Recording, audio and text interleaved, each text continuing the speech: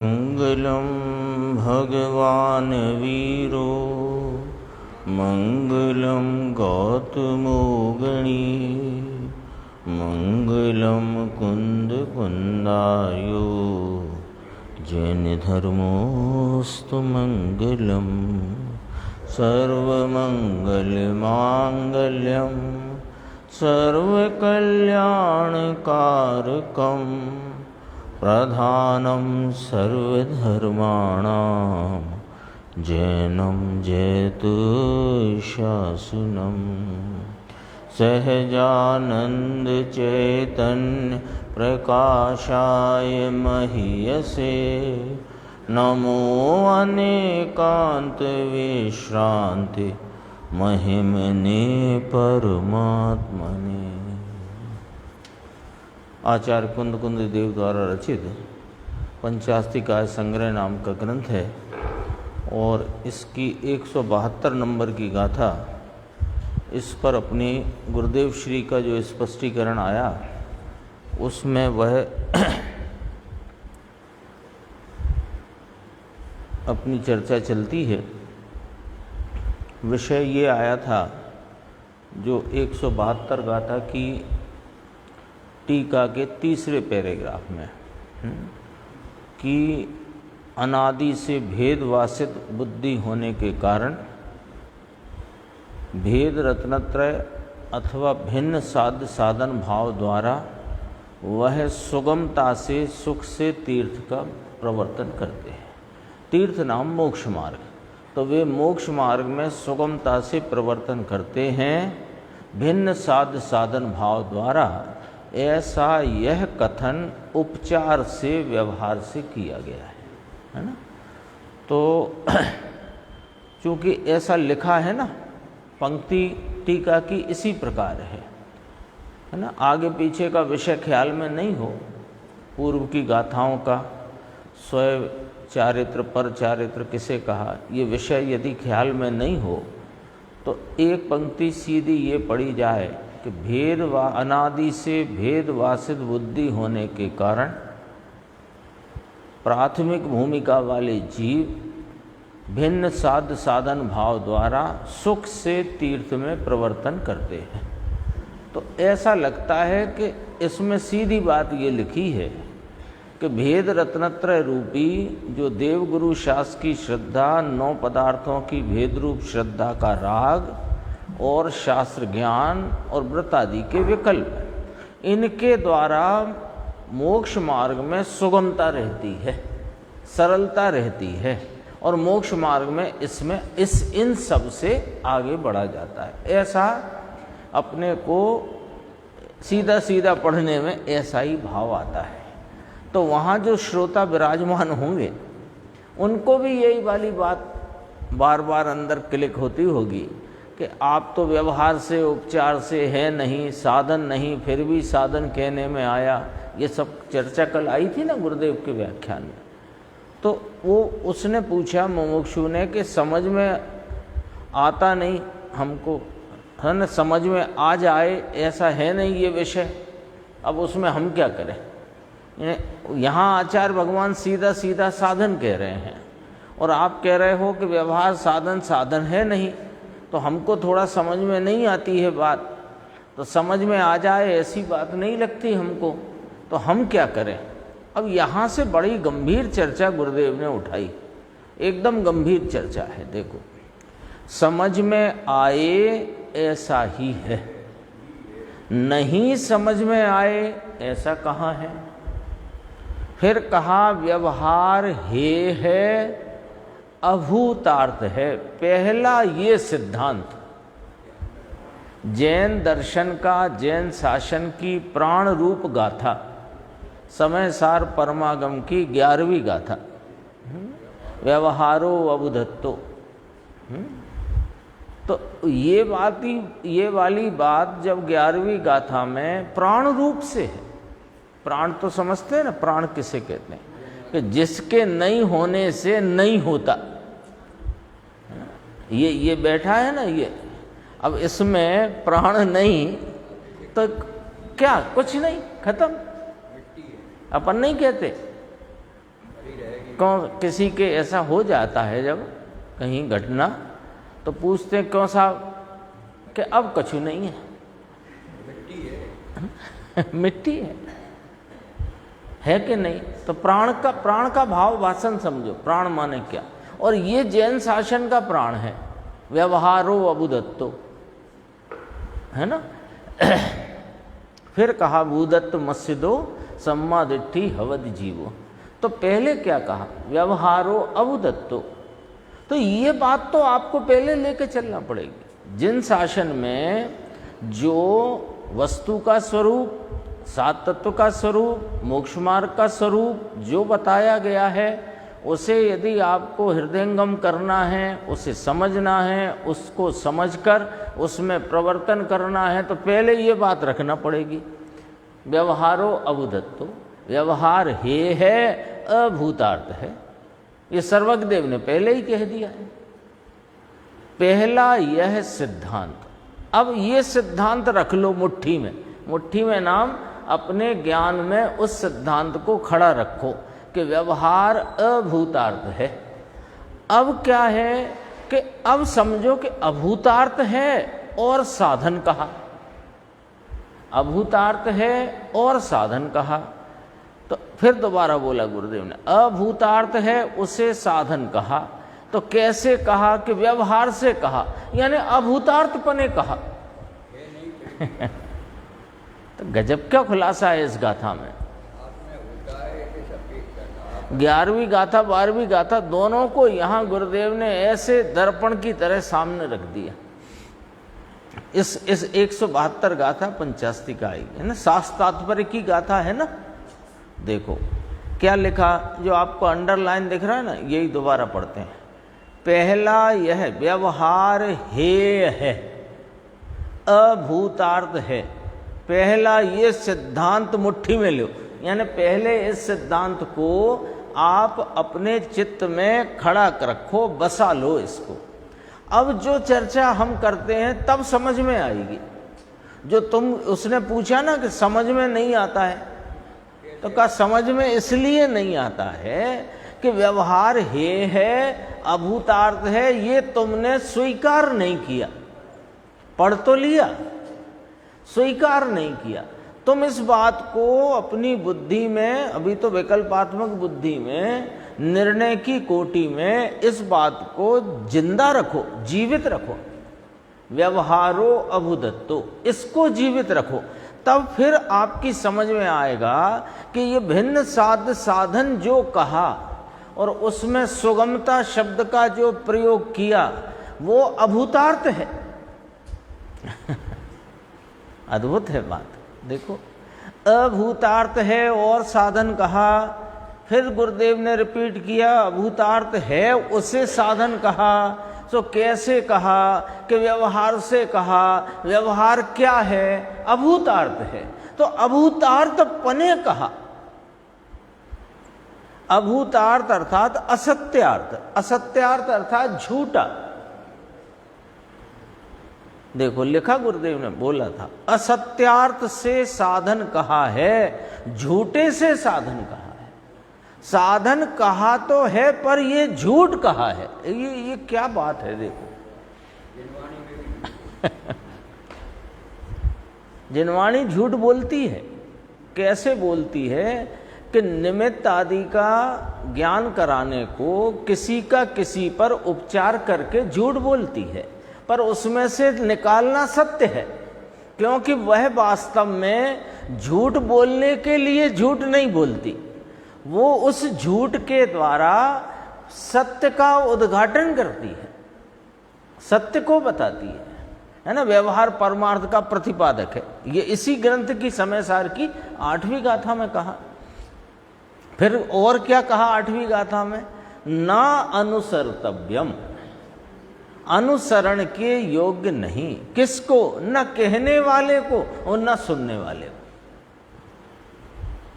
ये तो गुरुदेव उपकार करके गए अपने ऊपर और कर रहे हैं, अन्यथा मुश्किल पड़ जाए। अपने एक एक गाथा सूत्र का भाव समझना मुश्किल हो जाए। देखो कितना कहा। लो इसका अर्थ ये है, कारण कहा ना अब का झूठा कहा कि हाँ झूठा बोला, क्यों बोला कि कारण कहा, कि क्यों कहा उसको कारण जब है नहीं कारण, कि ऐसा निमित्त वहां होता है। मोक्ष मार्ग में मोक्ष मार्गी को ऐसा विकल्प साथ में होता है। यदि ये विकल्प ना हो तो फिर वो पूर्णता ही हो जाए। मोक्ष मार्गी की बात है ना। देखो, ऐसा निमित्त वहां होता है, ऐसा निमित्त वहां होता है। ऊपर की भूमिका प्रमाण राग की मंदता इतनी नहीं होती, यानी क्या? ऊपर की भूमिका प्रमाण राग की मंदता, फिर क्या कहा? निचली भूमिका का तीव्र राग ऐसा नहीं होता। जो तीव्र राग चौथे गुण स्थान में है वो पांचवें में नहीं होता, और जो पांचवें में है वो छठवें में नहीं होता। ये इसका अर्थ है। तो ये निमित्त होता है, वहां वैसा राग का भाव होता है। देखो, उसकी निचली भूमिका का तीव्र राग ऐसा नहीं होता, उसकी योग्यता वाला राग होता है। वो जो मोक्ष मार्ग कहां से आया कि 47 नंबर गाथा द्रव्य संग्रह की, दो विहंप मोक्ष है ना, उसमें ध्यान में प्राप्त हुआ। तो दोनों मोक्ष मार्ग ध्यान में प्राप्त होते हैं। तो ध्यान में व्यवहार कैसे प्राप्त होता है कि ध्यान में तो निश्चय मोक्ष मार्ग प्रकट होता है, प्राप्त होता है, लेकिन फिर जब स्वरूप का उपयोग, स्वरूप में लगा हुआ उपयोग च्युत होता है, तो वहां उस भूमिका का ही राग होता है, उसको व्यवहार मोक्ष मार्ग कहते हैं। तो दोनों साथ ही प्रकट हुए ना, दोनों साथ प्रकट हुए। ऊपर की भूमिका में जो राग नीचे की भूमिका में होता है वो नहीं होता। हाँ, यदि वो वास्तव में सत्यार्थ होता, मार्ग होता, तो फिर वो रहना चाहिए था। तो वो क्यों उसका अभाव हो जाता? वो क्यों चला गया?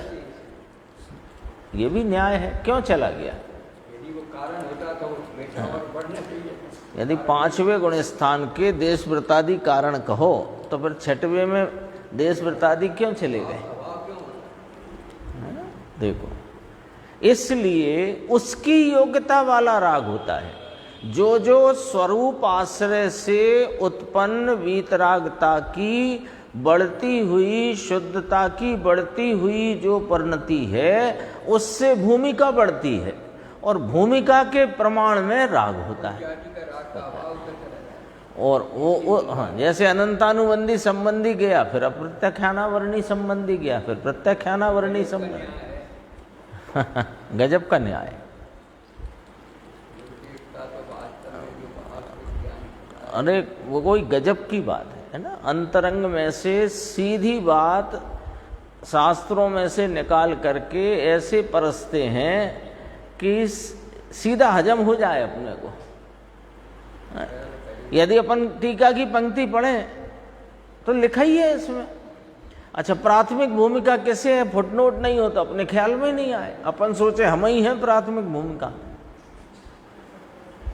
और हम भिन्न साध्य साधन का आलम्बन लेकर के प्रवेश करेंगे तीर्थ में। गड़बड़ हो जाएगी भाई, ऐसा है ही नहीं। देखो क्या कहा, उसकी योग्यता वाला राग होता है, इसलिए अनुकूल कहकर व्यवहार साधन का आरोप आता है। सेठी इसमें जरा पढ़े तो कुछ चक्कर, क्या कहा? चक्कर खाए, है ना। चक्कर खाते ना, समझ नहीं आता, उसका नाम चक्कर खाए।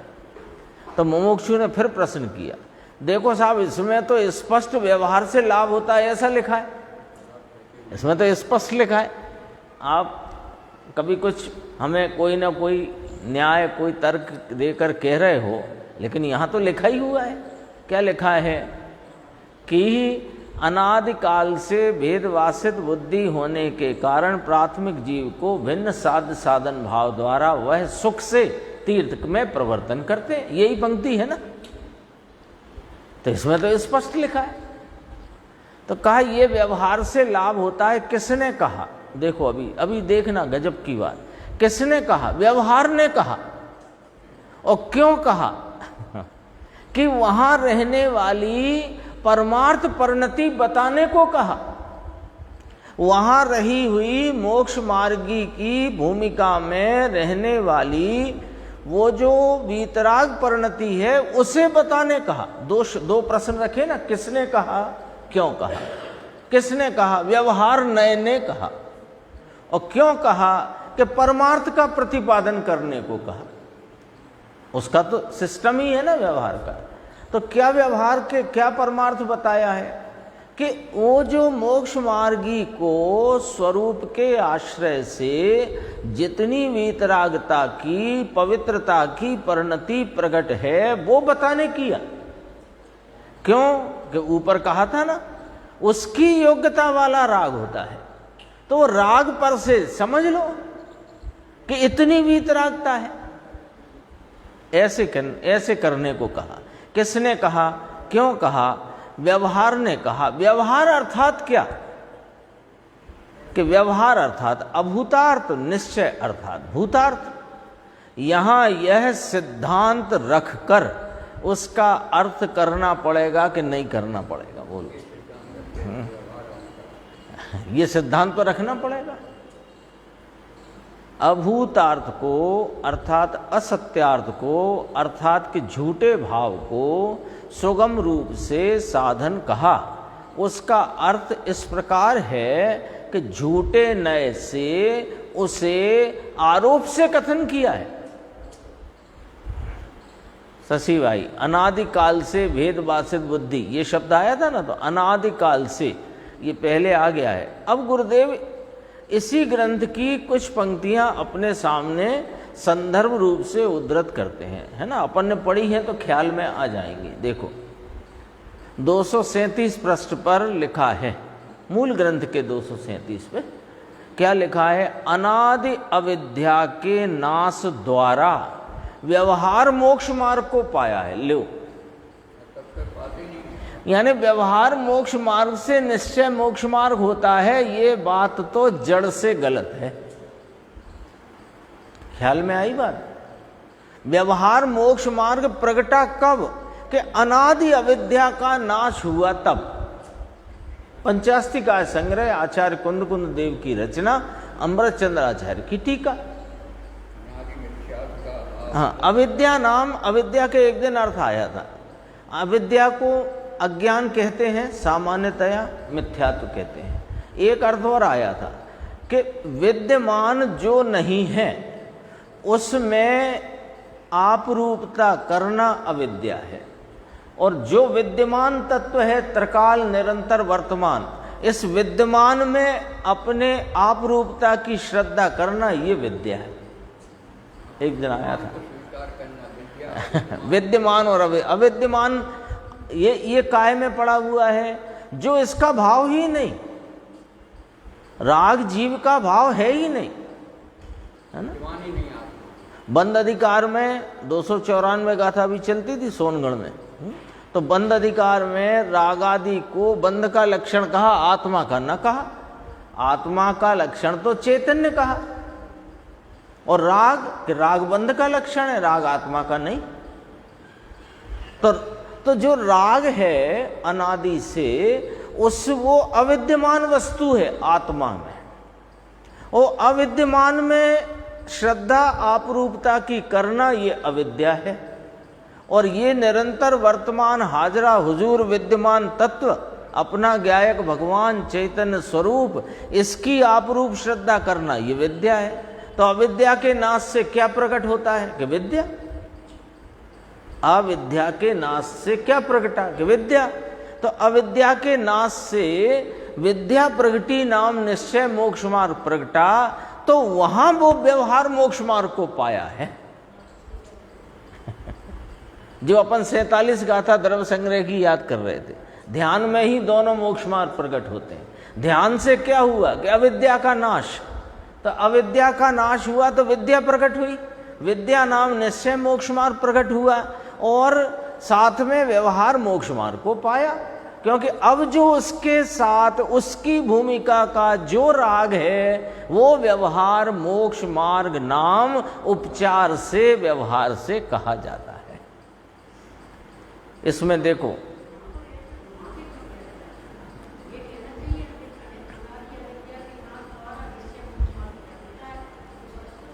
प्रश्न तो, चर्चा तो व्यवहार मोक्ष मार्ग की चल रही है ना। प्रश्न तो ये चल रहा है कि व्यवहार मोक्ष मार्ग के द्वारा सुख से तीर्थ में परिवर्तन करता है। चर्चा तो ये चल रही है। समझना तो उस श्रोता को समझ में क्या नहीं आ रहा। उसने कहा इसमें तो लिखा स्पष्ट व्यवहार से लाभ होता है। तो गुरुदेव ने कहा व्यवहार से लाभ होता है, ये बात तो आरोप से कथन है। और आरोप कब होएगा? कि जब निश्चय मोक्ष मार्ग हो तब व्यवहार मोक्ष मार्ग प्रकटता है। कोई कहे कि हमको अभी व्यवहार मोक्ष मार्ग तो प्रकट हो गया है, निश्चय मोक्ष मार्ग प्रकट होना है, तो कहा कि आप तो झूठ बोलते हो। क्यों? कि व्यवहार मोक्ष मार्ग तो निश्चय मोक्ष मार्ग के साथ प्रकटता है। 47 गाथा द्रव्य संग्रह की। यहां प्रश्न ये चल रहा है व्यवहार कब आता है। यदि व्यवहार पहले ही है, उससे निश्चय मोक्ष मार्ग की प्राप्ति होती है, ये बात नहीं है जिनागम में। जिनागम में ये कहा गया है कि व्यवहार मोक्ष मार्ग जो कि जिसने निश्चय मोक्ष मार्ग की प्रकटता द्वारा मोक्ष मार्ग में चौथे पांचवे आदि भूमिकाएं प्राप्त की हैं स्वरूप के आलम्बन से, उसकी भूमिका में उसकी भूमिका की योग्यता वाला राग पाया जाता है, उसे अनुकूल कहा आरोप से और मोक्ष मार्ग कहा व्यवहार से। तो कब प्रकटा ये व्यवहार? कि जब जिसका आरोप किया जाए वो प्रकटे तो ये प्रकटा। तो ये वाली बात यहां कहने का तात्पर्य क्या है कि जिस व्यवहार मोक्ष मार्ग को यहां साधन कहा और उस साधन से सुख से मोक्ष मार्ग में प्रवर्तता है, ऐसा किसने कहा? व्यवहार ने कहा। तो वो व्यवहार इस व्यवहार को मोक्ष मार्ग कहता है।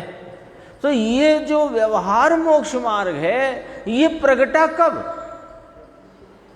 ये कहना यहां अनादि अविद्या के नाश द्वारा व्यवहार मोक्ष मार्ग को पाया है। और आगे भी देखेंगे, आगे और खुलासा है। अब जरा ये 221 के लिए अगला पेज है 481 अपने प्रवचन की पुस्तक में, और ये जो गुरुदेव ने पेज बोला है ये ग्रंथ का पेज बोला है, ठीक है। जिसे अनादिकाल से और अनंत चैतन्य और वीर्य कुम्हला गया है, ऐसा वह ज्ञानी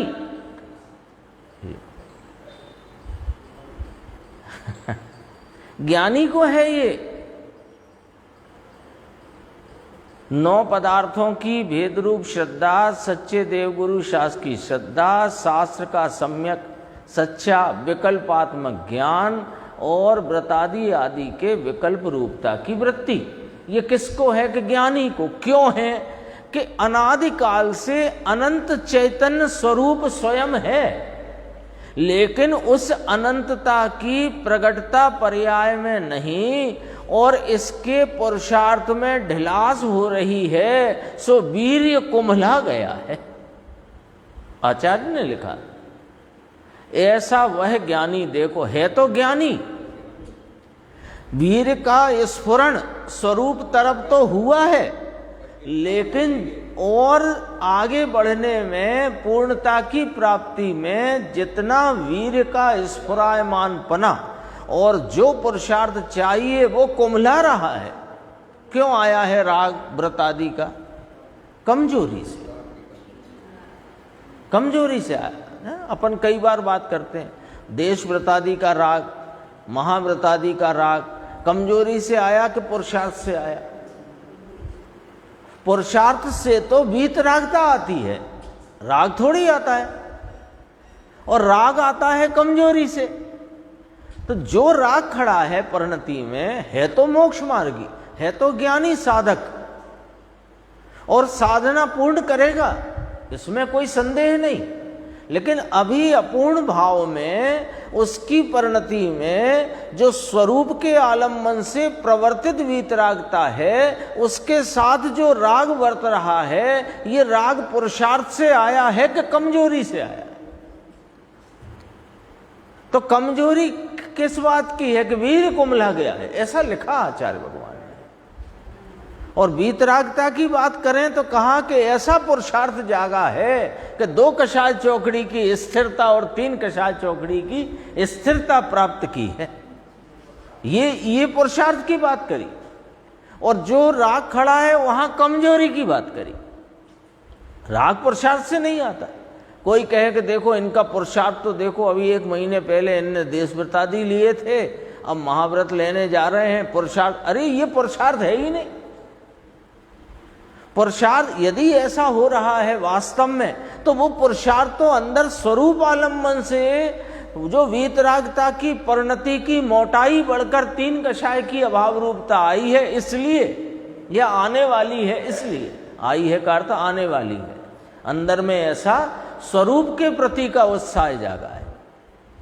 राग का पुरुषार्थ नहीं होता, ये नोट कर लेना चाहिए। भक्ति का राग, दया का राग, दान का राग, व्रतादि का राग, ये राग का कोई पुरुषार्थ नहीं होता। ये तो कमजोरी का कार्यक्रम है। देखो यहां लिया, अनादि से कुमला हुआ है।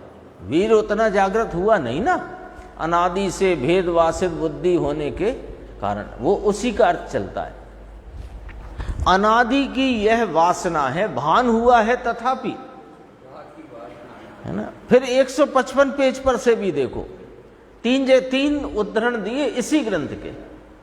अनादि मोहिनी के उदय को अनुसरण कर परिणति करने के कारण उपरक्त, उपरोक्त नहीं है वो, उपरक्त है शब्द, उपरक्त उपयोग वाला अशुद्ध उपयोग वाला होता है। आई याद आई, ये पंक्ति याद आई, अपने स्वाध्याय में आ चुकी है ना। अनादि मोहिनी, हाँ, ये दर्शन मोहिनी चला गया तो अब चारित्र मोहिनी आ गया, ऐसा नहीं है। चारित्र मोहिनी अनादि से चल रहा है, और अब क्या हुआ, दर्शन मोहिनी तो चला गया लेकिन वीर्य कुमला गया है। तो अनादि मोहिनी का यानी अनादि से रहे हुए चारित्र मोहिनी के उदय, उसका अनुसरण करता है जब ज्ञानी, तो वो जो चारित्र मोहिनी का उदय के काल में यहाँ उपस्थित संयोगों के प्रति लक्ष्य करता है, इसको कहते हैं अनादि चारित्र मोहिनी के उदय का अनुसरण। तो वो करके जो परिणति होती है, वो परिणति कैसी होती है कि उपरक्त उपयोग वाली होती है। भाई समझना जरा, एक बात और कहने चाहते हैं आप, है ना, और बहुत गंभीर है, समझना जरा। जो श्रावक को देशव्रतादि का और मुनिराज को महाव्रतादि के विकल्प का परिणाम आया है, वो चारित्र मोहिनी के उदय का अनुसरण करने से आया है। बात समझ में आती है? हमने पढ़ा समझा ऐसा है कि चारित्र मोहिनी का उदय मंदा हुआ तो व्रतादि लिए, है ना। उसमें वो कथन में भी उसकी वास्तविकता समझो कि चारित्र मोहिनी का उदय मंदा हुआ है और स्वरूप का आश्रय गाढ़ा हुआ है, बढ़ गया है, तो वीतरागता बढ़ गई है। लेकिन उस बढ़ी हुई वीतरागता में जो देशव्रतादि का अथवा महाव्रतादि का जो विकल्प उठ करके आ गया है, ये तो चारित्र मोहिनी के उदय का अनुसरण करने से आया है। दूसरे शब्दों में वो कषाय की अभाव रूपता से आया है विकल्प, के कषाय के सद्भाव में आया है विकल्प। तो वो चारित्र मोहिनी के उदय का अनुसरण है। बहुत असलियत खुलती है भैया। तब स्वयं भावों का विश्व रूपपना, अनेक रूपपना, भावों का यानी अपनी उपयोग वृत्ति का अनेक रूपपना, यानी उपयोग वृत्ति जो स्वरूप के को विषय बनाकर स्वरूप लक्ष्य में चलनी चाहिए, ऐसी न चलकर वो बाहर में जो अनेक रूपता को प्राप्त हो रही है। राग अनेक रूपता वाला है और स्वरूप का आलम्बन से उपजने वाला आनंद एक रूपता वाला है। वीतराग का एक रूप है, राग अनेक रूप है। हाँ हाँ, जुड़ेगा ही। जब अपने से नहीं जुड़ेगा तो बाहर जुड़ेगा। बाहर जुड़ने का अर्थ ही कर्मोदय से जुड़ना है। तब उस समय कर्म का उदय जाति का ऐसा तो इधर जुड़ेगा तो वो उधर उदय आने पर भी वो क्षय को प्राप्त होगा, और जब इधर नहीं जुड़ेगा तो कर्मोदय से ही जुड़ेगा, तब उस पे निमित्त का आरोप, तब आरोप आता है। जुड़ा तो नहीं जुड़ा तो ये तो मोक्ष मार्ग, गुरुदेव कहते हैं ये जैन शासन में वीतराग मार्ग कोई अलौकिक है। एक ही मार्ग है, अपने मिला है।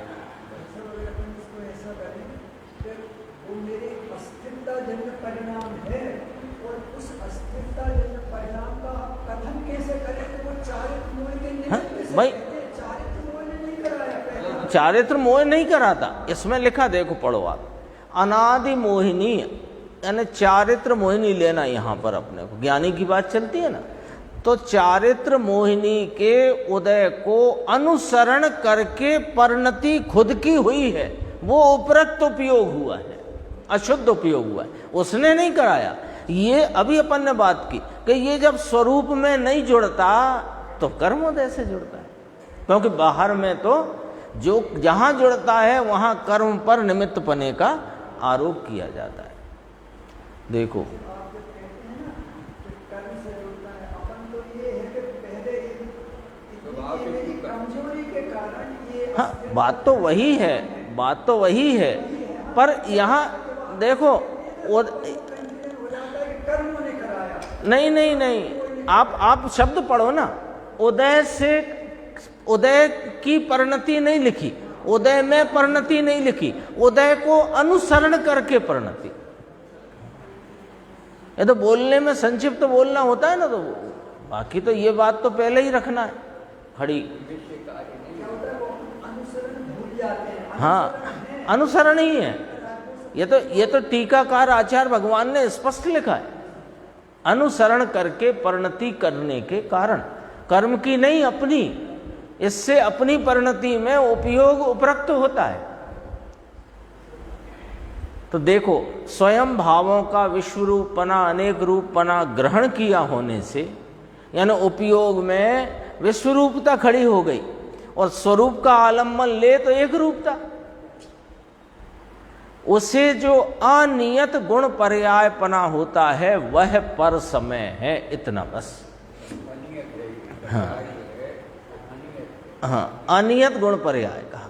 ये नियत, यहाँ अनियत का अर्थ क्या है, घटबड़ नहीं कहना, अनियत माने घटबड़ और नियत माने ये नहीं कहना। इधर नियत वो नियत, और इधर जो नियत नहीं है, यानी ये दृष्टि वहां फिक्स है तो उसे नियत कहा, और वहां से चलायमान है तो अनियत कहा। ये वाला अर्थ है अनियत का, चलायमान दृष्टि। तो बस चलायमान है, वो पर समय है, जिसको 154 गाथा में पर चारित्र कहा। पर समय अर्थात अनादि का विभाव भाव है, इसलिए उसे पर समय कहा जाता। अब ये देखो, संक्षिप्त बोला गुरुदेव ने, अनादि का विभाव भाव है, यानी वो राग की परिणति अनादि से चली आई है, तथापि जितना स्वरूप का आलम्बन लिया है उतना राग का वहां पर मिट गया है, नष्ट हो गया है, लेकिन अभी बाकी है। तो ये कहे कि जब सम्यक दर्शन हो गया, श्रद्धा हो गई, तो अब क्यों है? राग को एक कर दिया तो फिर क्यों है? हाँ। तो अनादि की अविद्या एक पड़ी हुई है, हाँ। एक पड़ी हुई है, इसलिए होता है। तो अनादि की है तो राग होता है, पर कैसा होता है कि अब मर्यादित होता है, एकदम नहीं छूटता, बस ठीक है। का राग खत्म हो गया है। एक हाँ अस्थिरता जन्य है, तो अस्थिरता जन्य होने वाला वो कहाँ से आया कि अनादि का है।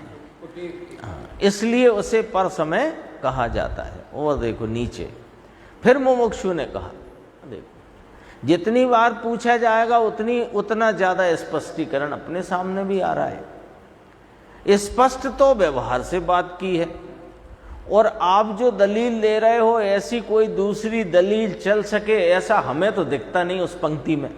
एक ही पंक्ति का चल रहा है, अभी तो बहुत चलेगा ये प्रवचन, एक ही पंक्ति की बात चल रही। पंक्ति याद हो गई, अनादि भेद वासना की बुद्धि होने से प्राथमिक जीव भिन्न साध्य साधन भाव द्वारा, तो वहां व्यवहार से शब्द डला है, व्यवहार से भिन्न साध्य साधन भाव द्वारा तीर्थ में प्रवर्तन करता। अब ये व्यवहार अभूतार्थ है, इसे भूल गया।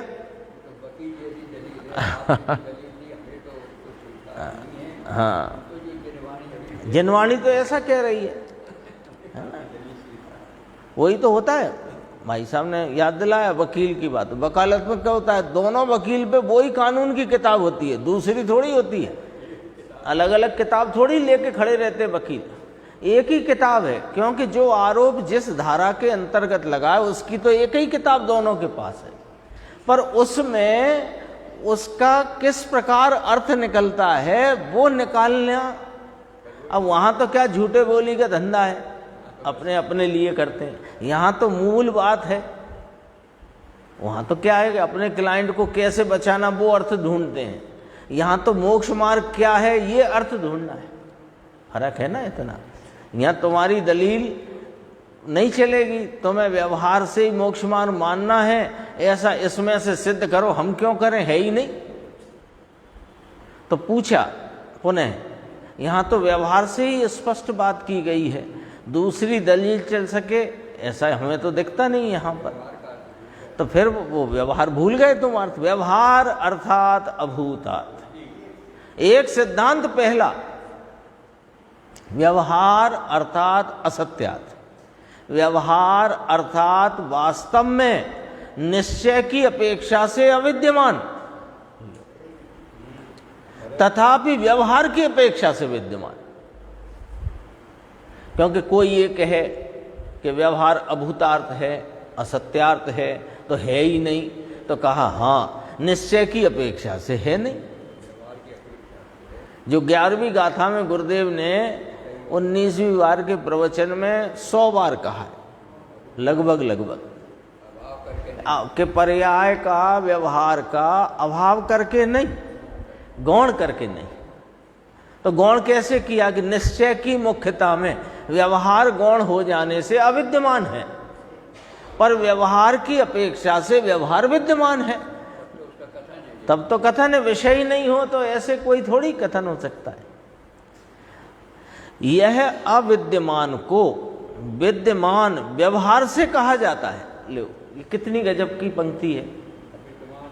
अविद्यमान यानी वास्तविक मोक्ष मार्ग की अपेक्षा व्यवहार है वो अविद्यमान है, पर उसे विद्यमान कहना व्यवहार से कहते हैं, व्यवहार से कहा।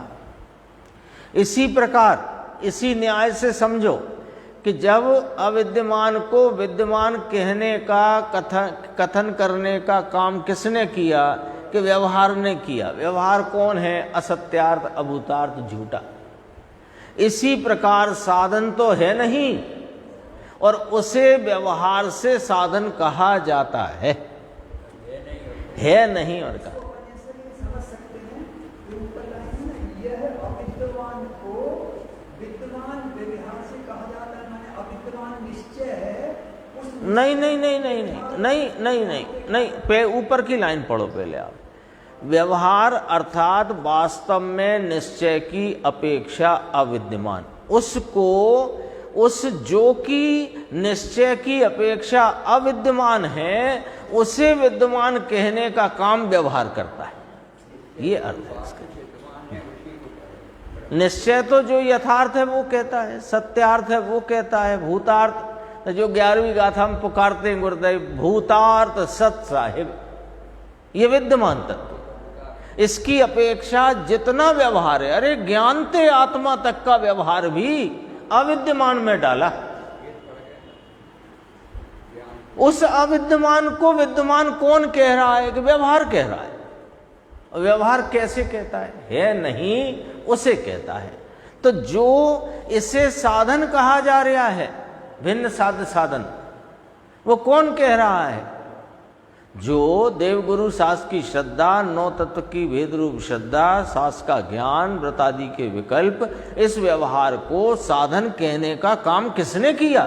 कि व्यवहार ने। तो व्यवहार तो है नहीं, वो कहता है, यानी साधन है नहीं, और उसे साधन कहना ये व्यवहार का ही कार्य है। और व्यवहार तो अविद्यमान को विद्यमान कहता है। गजब बात है। देखो और देखो आगे इसमें।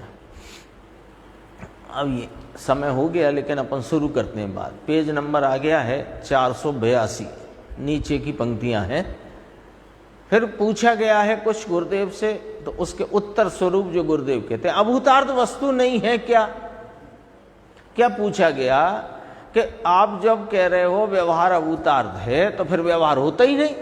कि ना ऐसे नहीं, व्यवहार होता नहीं ये वाली बात नहीं है, पर व्यवहार मोक्ष मार्ग नहीं होता, बात ये वाली है। क्योंकि जो मोक्ष मार्गी की परिणति में, बढ़ती हुई भूमिका में घटता हुआ जो राग है, वो व्यवहार का विषय है। तो व्यवहार का विषय नहीं होता ये नहीं कह रहे हैं, लेकिन व्यवहार का जो विषय रूप राग है वो मोक्ष मार्ग नहीं होता ये कह रहे हैं। ये वाली बात है। उसने पूछा कि जब आप अभूतार्थ कह रहे हो, असत्यार्थ कह रहे हो, झूठा कह रहे हो, तो फिर है ही नहीं, ऐसा मान लें क्या? कि ना ऐसा नहीं मानना। अभूतार्थ वस्तु नहीं है क्या? अरे वस्तु होती है या नहीं? अब यहां से बात बहुत ही बारीक आने वाली है। और जो अपनी कल चली थी सुबह परमात्म प्रकाश में, कि आत्मा स्वयं को ही जानता है, और स्वयं को जानते आत्मा की परिणति में उस पर्याय का स्वभाव स्वयं पर प्रकाशक होने से पर संबंधी ज्ञान हो जाता है। जानता तो स्वयं को है, ये चर्चा चल गई ना कल, वही चर्चा यहां और पुष्ट होने वाली है। और 12वीं गाथा का मूल भाव यहां पर अपने को प्राप्त होएगा। देखो, अभूतार्थ क्या वस्तु नहीं? वस्तु होती है कि नहीं? यानी राग भाव एक समय का सत है कि नहीं? निमित्त का ज्ञान कराने के लिए कहा है।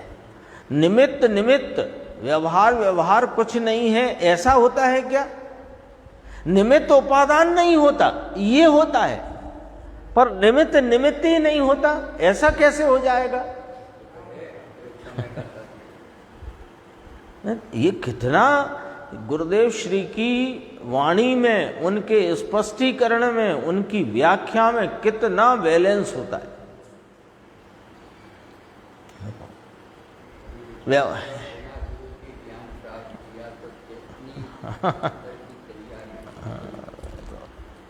व्यवहार नए का विषय नहीं, विषय है, उसका ज्ञान कराने के लिए ही तो ये व्यवहार नए है। तो अब मुमुक्षु ने प्रश्न किया, जरा देखना, अब उसके ज्ञान में क्या कसर है? जब उसने अपने ज्ञान स्वरूप आत्मा को जान लिया, हाँ, अब तो सम्यक ज्ञान प्रकट हो गया। वो तो केवल ज्ञान की कला रूप है, वो तो केवल ज्ञान का अंश रूप भाव है।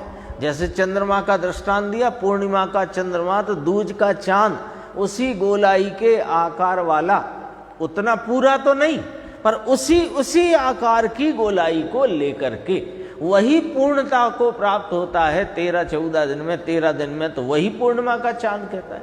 ऐसे सम्यक ज्ञान ही वो जब केवल ज्ञान का अंश है, तो अब आप ये क्यों कहते हो कि ज्ञान कराने के लिए व्यवहार है? पॉइंट समझना उसका, प्रश्न का पॉइंट समझना। उसने प्रश्न रखा, अब उसके ज्ञान में क्या कसर है? जब सम्यक ज्ञानी हुआ, और सम्यक ज्ञान तो केवल ज्ञान का अंश है ना?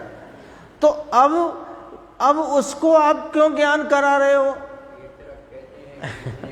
व्यवहार से ज्ञान कराया जाता है, निमित्त का ज्ञान है ना, साथ में रहने वाले राग आदि का ज्ञान, निमित्त का ज्ञान, ये ज्ञान कराया जा रहा है किससे? कि व्यवहार न्याय के द्वारा। यही तो कहा अभी, ये ज्ञान कौन करा रहा है? व्यवहार न्याय। तो व्यवहार न्याय क्या करा रहा है? कि वो निमित्त का ज्ञान करा रहा है। तो अब उसे ज्ञान क्यों करा रहा है? वो तो सम्यक ज्ञानी है, उसे क्या ज्ञान कराना? तब यहां पर गुरुदेव श्री फरमाते हैं, दरअसल वो क्या ज्ञान कराते हैं ये तो एक उपचार से कथन किया है। जो रागादि भाव है वो 12वीं गाथा में ऐसा फरमाया आचार्य कुंदकुंद भगवान ने और टीकाकार आचार्य अमृत चंद्र देव ने, तदात्वे तेते काले जाना हुआ प्रयोजनवान है। उस काल का अभी देखो यहां कथन क्या आया? उसका ज्ञान कराने के लिए कहा। तो ज्ञान काय को करा रहे? वो तो सम्यक ज्ञानी हो गया। तो अब बात को देखो, उसे ज्ञान कराते हैं, ये व्यवहार न्याय से व्यवहार की बात करी, व्यवहार न्याय से व्यवहार की बात करी। वो तो उसको जाना हुआ अब दूसरा स्टेप, वो तो उसको जाना हुआ प्रयोजनवान है, जानने के लिए प्रयोजनवान नहीं, जाना हुआ प्रयोजनवान है। अरे दरअसल वो उसे जानता ही नहीं है, वो तो जानने में आ जाता है। तीसरा स्टेप, ये आगे की चर्चा का मूल स्वरूप फ्रेम ये है। कहां से प्रश्न उठा है? कि जो व्यवहार के विषय हैं, है ना, निमित्त आदि, देवगुरु शास्त्र, है ना, और उनके लक्ष्य में होने वाला एक समय का जो शुभ राग आदि का भाव, वो क्या चीज है? कि वो व्यवहार का विषय है। तो व्यवहार का विषय नहीं होता ऐसी तो है नहीं बात, व्यवहार का विषय है। और क्यों है वो व्यवहार का विषय? क्यों व्यवहार उस बात को करता है? कि वो निमित्त का ज्ञान कराने के लिए करता है। कथन तो ऐसा किया।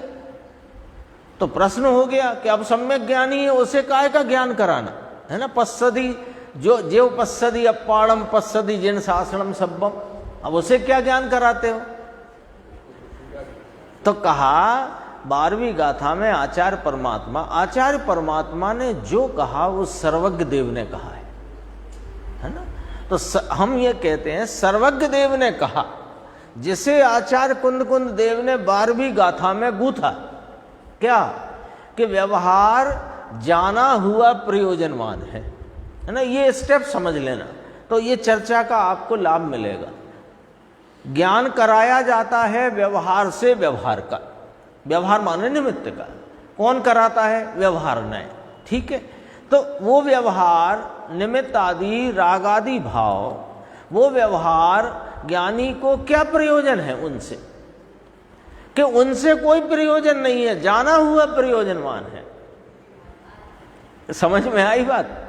उनसे क्या प्रयोजन है? कि प्रयोजन उनसे कुछ ही नहीं है, जाना हुआ, जानने के लिए भी ना कहा, जाना हुआ प्रयोजनवान है। तो कहा जानता क्यों है? जानने का जाना हुआ प्रयोजनवान, तो जानना क्यों? कि दरअसल में वो जानता नहीं है उनको, वो तो उसको अपने स्वरूप आश्रय से जो स्वपर प्रकाशक भाव, स्वपर प्रकाशक रूप से, अज्ञानी को भी स्वपर प्रकाशक है भाव, लेकिन वहां स्वयं प्रकाशित नहीं है उसके नजर में, उसके लक्ष्य में। तो जिसने स्वरूप का लक्ष्य किया उसके ज्ञान में स्वपर प्रकाशक स्वभाव प्रकट हुआ। उस स्वपर प्रकाशक भाव में वो वास्तव में तो स्वयं को जानता है और उस पर प्रकाशक पने में वो जानने में आ जाता है। इतना बताने को जाना हुआ प्रयोजनवान का।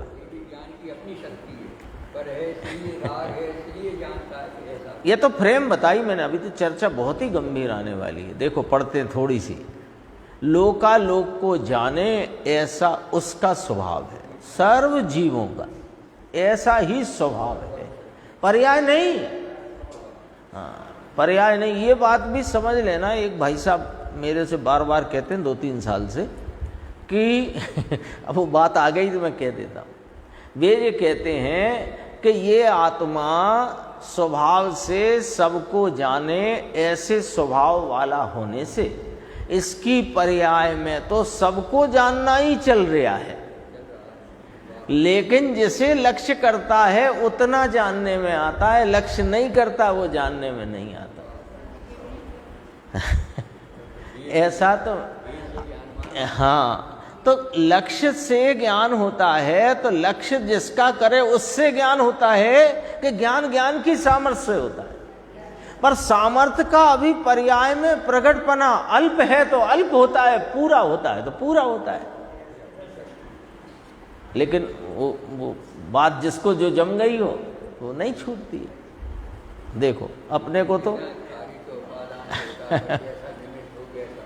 तो फिर वही निमित्त के ऊपर ही तुमने पूरा बिल फाड़ दिया, ये तो नहीं चलेगी बात। देखो लोकालोक को जाने,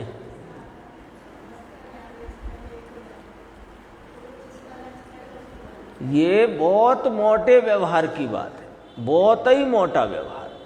जिसको लक्ष्य करे उसे जाने। दरअसल कल भाई साहब ने भी प्रश्न रखा था ना, सवेरे की बात है शायद, कि वो तो अपनी योग्यता से जानता है। वो जानने की, आप जा रहे हो ना, जा रहे हो तो एक काली ऐसे ऐसे करके कोई चीज पड़ी है काली, आप उसे सर्प जानो या कि रस्सी जानो, दोनों बात हो सकती है। ये तो ज्ञान की अपनी उस समय की योग्यता है कि आपने उस रस्सी को सर्प जान लिया।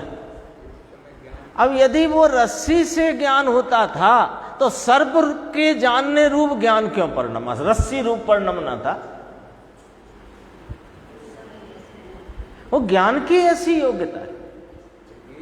और ज्ञान कैसे परिणमता है? दरअसल में ज्ञान उधर जाता नहीं, वो इधर आता नहीं। ज्ञान की स्वपर प्रकाशक सामर्थ्य के, चाहे ज्ञानी हो कि अज्ञानी हो, अज्ञानी को अता पता नहीं है, तो अपनी स्वपर प्रकाशक स्वभाव की सामर्थ्य के परिणमन में वो सामने या नहीं सामने जो कोई विषय वहां पर प्रकाशक रूप से परिणमता है ज्ञानाकार में, वह विषय स्वपर्याय को जानते जानने में आ जाता है। दर्पण के संबंध में बात करते हैं तो वो तो सामने वाली वस्तु का वहां पर इतना मर्यादितपना कहा। ज्ञान को तो ऐसा मर्यादितपना भी नहीं है, वस्तु सामने हो ना हो। अरे कई बार लक्ष्य ना हो तो जानने में आती है। बोलो, सोते हुए रात को 2 बजे, अपने तो रात्रि भोजन कोई करता नहीं, अब रात को 2 बजे गुलाब जामुन संबंधी स्वाद का ज्ञान हो जाता है कि नहीं हो जाता? बोलो, हमें तो हो जाता है। तो वहां और लक्ष्य भी नहीं गया है वहां पर, और वो अंदर में वैसी स्वाद रूपता का भाव, उस मूर्तिकता का भाव जानने में अपनी स्वयं की योग्यता से हो जाता है। लक्ष्य भी नहीं किया था, सो रहे थे, हाँ, यहां हो जाए। आत्मा स्वयं का ज्ञान करता है तब, बस इतना ही पढ़ूंगा, फिर अपन इसको यहीं से शुरू करेंगे कल। आत्मा स्वयं का ज्ञान करता है तब बाकी रहा हुआ राग, उसका भी ज्ञान उसे स्वतः, स्वतः का अर्थ समझ लो, अपने आप से ही स्वयं पर प्रकाशक उत्पन्न होता है। इसलिए काम है, समझ में आया? इसलिए काम है, अभी समझो, वो जानने में आता है, बस यही बात है। आत्मा अपने स्वरूप के साधन में आता है, इसलिए उसे स्वयं पर की ज्ञान की पर्याय ही उस समय में प्रकट होती है। वह स्वयं पर का ज्ञान, वह किसका ज्ञान है? अपना ज्ञान है। पर का ज्ञान वह पर का है नहीं। ये व्यवहार का ज्ञान वो व्यवहार का नहीं है, ज्ञान अपना है। ओहो, ये परिणति में ज्ञानी की उस समय वर्तता हुआ जो कोई भी शुभराग वेदन में आता है, वो दरअसल शुभराग का वेदन है ही नहीं, वो ज्ञान का वेदन है। ज्ञान का जानना है।